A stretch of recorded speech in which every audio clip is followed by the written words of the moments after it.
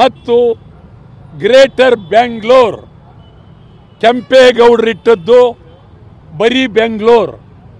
ಕೆಂಪೇಗೌಡರು ಆ ಕಾಲದಲ್ಲಿ ಬೆಂಗಳೂರನ್ನ ಇಡಬೇಕಾದ್ರೆ ಅವರಿಗೆ ಅಗಾಧವಾದಂಥ ಚಿಂತನೆ ಇದ್ದು ಬೆಂಗಳೂರು ಅದಕ್ಕೆ ಬಹಳ ಇತಿಹಾಸ ಇದೆ.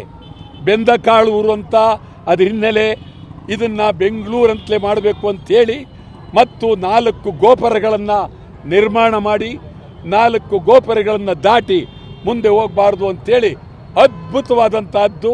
ಮತ್ತು ಕೆಂಪೇಗೌಡರ ಬಂಧು ಬಳಗ ಇದೆಲ್ಲ ಇದ್ದಾರೆ, ಮಾಗಡಿ ಎಲ್ಲ ಸುತ್ತ ಬರ್ತಾರೆ.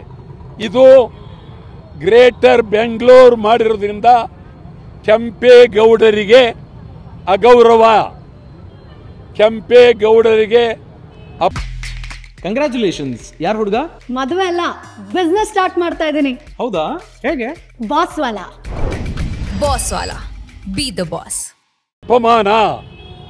ಒಂದು ಕಡೆ ರಾಮನಿಗೆ ಮೋಸ, ಕೆಂಗಲ್ ಹನುಮಂತಯ್ಯನವರಿಗೆ ಮೋಸ. ಈ ಬಗ್ಗೆ ಮತ್ತೊಮ್ಮೆ ನಾನು ಮುಖ್ಯಮಂತ್ರಿ ಸಿದ್ದರಾಮಯ್ಯನವರಿಗೆ ಕಳಕಳಿಯಿಂದ ಮನವಿ ಮಾಡ್ತೀನಿ.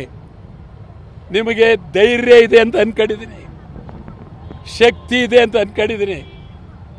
ಮತ್ತು ಸಿದ್ದರಾಮಯ್ಯ ಅಂತಂದರೆ ಕರ್ನಾಟಕ ರಾಜ್ಯದಲ್ಲಿ ಒಬ್ಬ ನೇರವಾಗಿ ಧೈರ್ಯವಾಗಿ ಮಾತಾಡ್ತಕ್ಕಂಥ ಶಕ್ತಿ. ಅದರ ಜೊತೆಗೆ ಯಾವುದೇ ಸಭೆ ಇರಲಿ ಏಕವಚನದಲ್ಲಿ ಭದ್ರವಾಗಿ ಮಾತಾಡುವ ಶಕ್ತಿ ಸಿದ್ದರಾಮಯ್ಯನವರಿಗೆ ಇದೆ. ನೀವು ನಿಮ್ಮ ಶಕ್ತಿಯನ್ನು ತೋರಿಸ್ಬೇಕಾದ್ರೆ ನೀವು ಮುಖ್ಯಮಂತ್ರಿಯಾಗಿ ಈ ರಾಜ್ಯದಲ್ಲಿ ನಾನು ಯಾರ ಮಾತನ್ನು ಕೇಳೋದಿಲ್ಲ, ಪ್ರಾಮಾಣಿಕವಾಗಿದ್ದೇನೆ ಎನ್ನುವ ಚಿಂತನೆ ನಿಮಗಿದ್ದರೆ, ನೀವು ನಿಜವಾಗಲೂ ಸತ್ಯದ ಪರ ಇದ್ದೇನೆ ಅನ್ನುವ ಭಾವನೆ ನಿಮಗಿದ್ದರೆ ಸಿದ್ದರಾಮಯ್ಯನವರಿಗೆ ಇದು ಅಧಿಕಾರ ಶಾಶ್ವತ ಅಲ್ಲ. KC ರೆಡ್ಡಿ ಅವರಿಂದ ನಿಮ್ಮ ಹಿಂದಿಲವರವರೆಗೂ ಅಧಿಕಾರ ಮಾಡಿ ಹೋಗಿದ್ದಾರೆ. ಎಷ್ಟು ವರ್ಷ ಮುಖ್ಯಮಂತ್ರಿ ಆಗಿದ್ದರೂ ಅಷ್ಟೇ, ನೀವೇ ಕೊನೆ ಕೊಂಡಿ.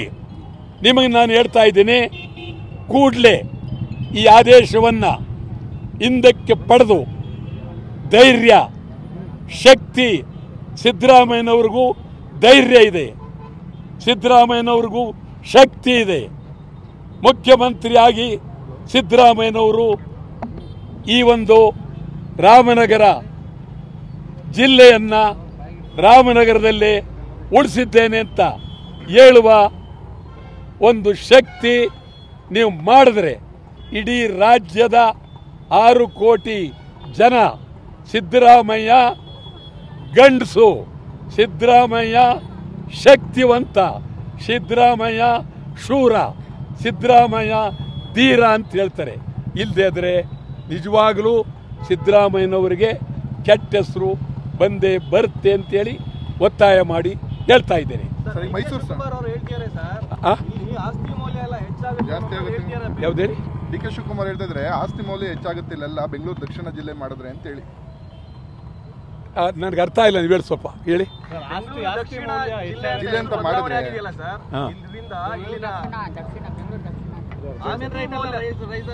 ಸರಿ, ಯಾರು ಒಬ್ರು ಹೇಳಿ ಹೇಳಿ ಸರ್. ಈಗ ಬೆಂಗಳೂರು ದಕ್ಷಿಣ ಜಿಲ್ಲೆ ಅಂತ ಮಾಡಿರೋದ್ರಿಂದ ಇಲ್ಲಿನ ಆಸ್ತಿ ಮೌಲ್ಯ ಎಲ್ಲ ಹೆಚ್ಚಾಗುತ್ತೆ ಅಂತೇಳಿ DK ಶಿವಕುಮಾರ್ ಹೇಳಿರುವಂತದ್ದು ಸರ್. ಇಲ್ಲ, DK ಶಿವಕುಮಾರ್ ಅವರು ಪಾಪ ಯಾವಾಗಲೂ ಅವರು ರಿಯಲ್ ಎಸ್ಟೇಟ್ ಪರ ಇರ್ತಾರೆ ಮತ್ತು ವ್ಯಾಪಾರದ ಪರ ಇರ್ತಾರೆ.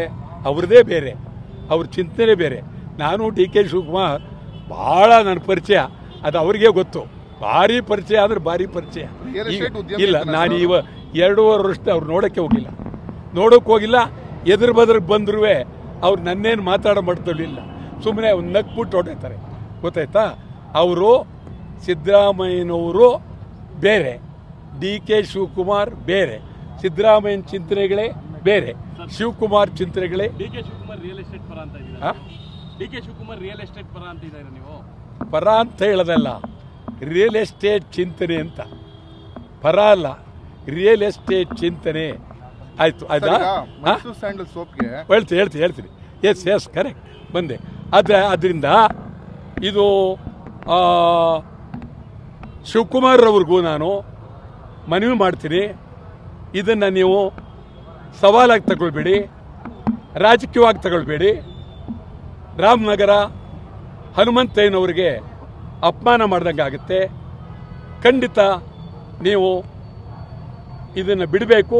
ಇದ್ರ ಜೊತೆಗೆ ಗ್ರೇಟರ್ ಬೆಂಗಳೂರು ಮಾಡೋದ್ರಿಂದ ರೈತರ ಜಮೀನು ಎಲ್ಲ ಹೊರಟೋಗುತ್ತೆ.